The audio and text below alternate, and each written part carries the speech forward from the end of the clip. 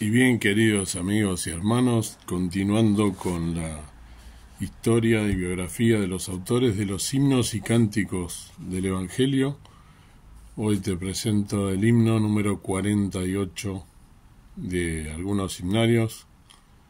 Es el himno Loemos a Dios por su bondad, un himno que es corto, que tiene solo 2 estrofas, pero que es muy profundo. Te cuento que este himno, el autor de este himno, a pesar de que en muchos lugares aparece como anónimo, fue escrito por Joseph Hart, del cual te voy a leer la biografía. Antes de ello, te voy a leer un versículo en el cual puede estar también relacionado con la letra de este himno, que es el que está en el Salmo 145, 7.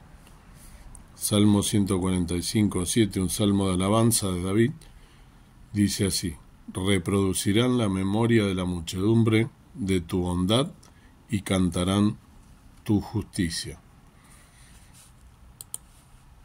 Y la biografía de Joseph Hart, él es 1711 o 12 hasta el 24 de mayo de 1768, o sea, en el siglo XVIII. Fue un ministro calvinista en Londres. Entre sus obras se encuentran los himnos de Hart, que es un himnario, o era un himnario muy apreciado entre los cristianos evangélicos durante sus más de 200 años de existencia, que incluye el conocido himno Venid pecadores pobres y necesitados.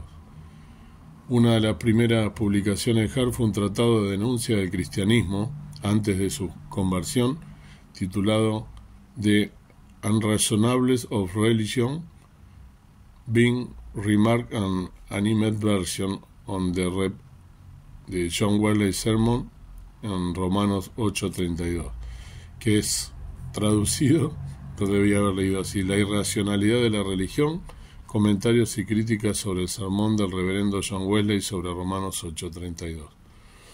Entre sus otras obras se incluye una breve autobiografía y algunas traducciones poéticas de clásicos antiguos. Predicó en la capilla de Jewin Street en Londres, un edificio con múltiples galerías ante una congregación de tamaño significativo. Solo se conoce un sermón de Hart, el de Navidad de 1767. Varios de sus himnos aparecen en Sacred Harp. Primeros años de vida. La juventud de Hart está poco documentada.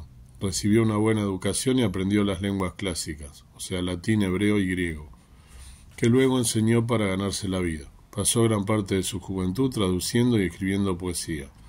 Fue en este periodo de su vida que Hart tradujo Herodiano y Fosílides. Hart escribió sus primeros años de vida en su autobiografía. Como tuve la felicidad de haber nacido de padres creyentes, absorbí la sana doctrina del Evangelio desde mi infancia.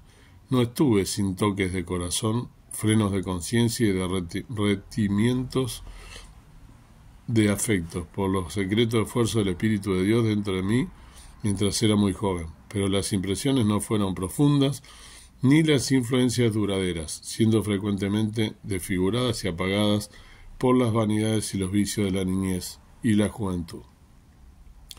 Hart se crió en la vida cristiana, pero pronto cayó en la tentación. Fue en esa época de agitación en su vida cuando conoció y se casó con una muchacha llamada Mary, 14 años menor que él. Libertino y autor. Fue durante este periodo de la vida de Hart que dejó de hacer buenas obras y se convirtió en un libertino, creyendo que no hay necesidad de ser justo. Todo lo que se necesita es creer en Dios. Entonces la salvación es segura. Fue entonces cuando escribió La irracionalidad de la religión, en un esfuerzo por convencer a John Wesley de que no debería hacer buenas obras y solo creer en Dios. El panfleto no tuvo ningún efecto sobre Wesley, ya que se consideró una mera blasfemia. Hart más tarde se arrepintió de escribirlo y le ofreció a Wesley una disculpa sin reserva. Durante este periodo, Hart también tradujo Foclides del griego original en 1744 y Herodian del latín original en 1749.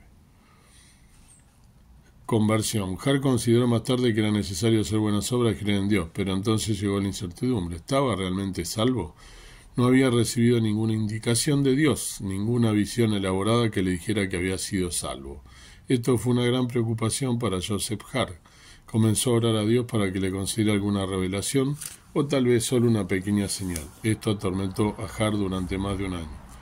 Luego, la semana antes de la Pascua del año 1757, Har tuvo una visión asombrosa de la agonía de Cristo en el jardín de Getsemaní, mostrándole que todos los sufrimientos de Cristo eran por él, junto con el resto de la iglesia.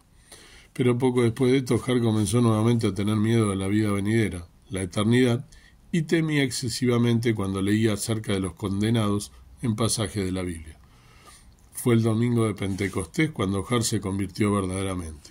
Se convirtió bajo el ministerio de George Whitefield y se sintió bendecido en su alma. Después de estos tiempos, Har todavía tenía sufrimientos de incertidumbre en cuanto a su conversión, pero siempre podía mirar atrás de su conversión y creer que Dios salvó su alma. El lema de Har después de ese tiempo fue: el celo farisíaco y la seguridad antinomiana son las dos máquinas de Satanás, con las que muele a la iglesia en todas las épocas, como entre la piedra de molino superior y la inferior. El espacio entre ellas es mucho más estrecho y más difícil de encontrar de lo que ya la mayoría de los hombres imaginan. Es un camino que el ojo del buitre no ha visto, y nadie puede mostrárnoslo excepto el Espíritu Santo. Muerte y entierro. Har murió el 24 de mayo de 1768, fue enterrado en Bunhill Fields. Se dice que 20.000 personas asistieron a su entierro y escucharon el discurso fúnebre de Andrew Kidman. La inscripción en su monumento dice: Joseph Har fue, por la libre y soberana gracia y el Espíritu de Dios, levantado de la profundidad del pecado y liberado de las ataduras de la mera profesión y la justicia propia, y conducido a descansar enteramente para la salvación en la expiación consumada y la perfecta obediencia de Cristo. Las publicaciones: La irracionalidad de la religión, Herodiano, Euclides, himnos compuestos sobre diversos temas, y un sermón del Evangelio de Lucas predicado en Navidad en el año 1767. Y como dije, es el autor entonces de este himno: loemos a Dios por su bondad. Así que después de las dudas, tocado por el Espíritu Santo, este hermano, llegó a la seguridad de la salvación y de su conversión personal. La letra de este himno hermoso, que ahora lo vamos a escuchar, me olvidé de ponerlo, ahí está, sumamente conocido para aquellos que hemos estado en congregación donde se cantan himnos y cánticos del Evangelio. Dice así la letra: loemos a Dios por su bondad, el amigo inmutable, fuerte y fiel.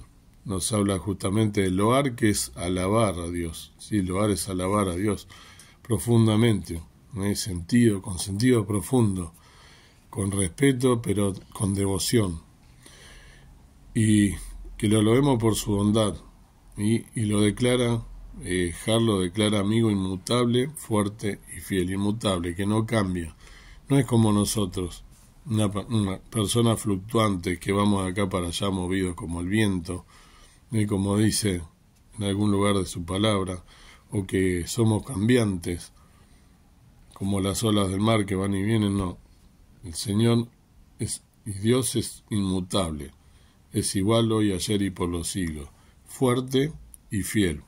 Fuerte nos habla del poder de Dios, su omnipotencia, y fiel, la fidelidad con la que podemos contar todos los días al tener a Cristo en nuestro corazón, y que tenemos la seguridad que está al lado nuestro y nos escucha siempre y cuando tengamos la humillación y un corazón contrito y humillado para que Él pueda perdonar todo tipo de pecado. Su poder a su amor es igual, sin medida ni fin, por siempre. Amén. Ya lo creo. El amor de Cristo, el amor de Dios expresado al máximo, enviando a su Hijo Cristo a morir por nosotros en la cruz del Calvario, pecadores. Así es la expresión máxima de su amor, sin igual, inenarrable, inalcanzable, único. Por eso no tiene medida ni fin, por siempre. Amén, como dice aquí. No tiene medida ni fin el amor de Dios. Primero y postrero es el Señor. Yo soy el alfa y omega, nos dice, ¿no? El principio y el fin. Cuyo espíritu, salvos, nos guiará. El Espíritu de Dios, el Espíritu Santo, es aquel que, cuando nosotros aceptamos al Señor Jesucristo como nuestro Salvador, es quien nos guía, quien nos redarguye de hacer lo bueno, de ir por el camino correcto, y por eso dice, nos guiará, y salvo, nos librará también de cometer pecados, de hacer lo malo delante de los ojos de Dios. El pasado nos causa dolor, dice, y el futuro nos llama a confiar. El pasado nos causa dolor pensando, por supuesto, esto es una interpretación mía, nos causa dolor el pasado de habernos convertido, ese pasado de nuestra vida cristiana, está hablando aquí, ¿no? Entonces nos causa dolor el ver que nuestro Señor Jesús murió en la cruz del Calvario, por ti y por mí, para librarnos de la condenación eterna, y por eso ese pasado nos trae la alegría y la tranquilidad de ser hijos de Dios. También, por supuesto, nos debería causar de pensarnos cuánto sufrió el Señor por mí y por ti. Y el futuro nos llama a confiar, a pesar de que vivimos en un momento difícil, y en un mundo puesto en maldad, que sabemos que nada va a mejorar a la luz de la palabra del Señor, sino que al contrario, cada vez será peor. Si no piensas esto, tienes que leer la Biblia, porque evidentemente no la has leído. Escucho, como dije varias veces, decir que todo va a mejorar. En realidad no va a mejorar nada en este mundo, pero sí nos llama a confiar el futuro, como dice este hermano, de eso sí estamos seguros, por nuestra esperanza bendita, que vamos a estar pronto en los cielos con Jesús, que nos vendrá a buscar primero en el arrebatamiento, donde seremos llevados todos aquellos que le hemos entregado nuestra vida a Él, y segundo, Él vendrá por segunda vez a este mundo para juzgar a la tierra a todos aquellos que no le han entregado su vida, así que si no lo has hecho aún estás a tiempo, y ese futuro nos llama a confiar porque dice que reinaremos para siempre con Él, si le hemos entregado nuestra vida y aceptado a Cristo como nuestro Salvador, reconociéndolo como el Salvador del mundo, aquel que murió en una cruz, siendo el mismo Dios, injustamente, para librarnos y limpiarnos de nuestros pecados. Aceptándolo a Cristo como nuestro Salvador, automáticamente somos salvos y pasamos a tener la seguridad de la salvación, y estaremos con Él para siempre, para toda la eternidad, donde no habrá más llanto ni más dolor. Por eso dice, el futuro nos llama a confiar. Que Dios te bendiga, puedas entonces pensar en la letra profunda de este himno, y también, ¿por qué no?, de la biografía de este autor. Si no le has entregado tu vida a Jesús, si no tienes la seguridad de la salvación, hoy es el día aceptable para hacerlo. Que el Señor pues entonces te bendiga y puedas tomar este paso, y si lo has hecho, pensar que pronto estaremos en su presencia.